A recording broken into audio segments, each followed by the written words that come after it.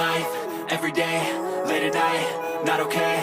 All I want, and I pray, all I need are some better days. Fuck me, I'm looking in the mirror, so foggy, but I've never seen clearer. I don't really think anyone can save me, and honestly I'm not really sure I want saving. I like to be my own worst enemy. There's no risk if you don't try at anything, so I'ma just keep buying everything. See you in the next life, have to be a better me. I don't think that my head's on straight, gotta flip it and grip it and go and get an x-ray.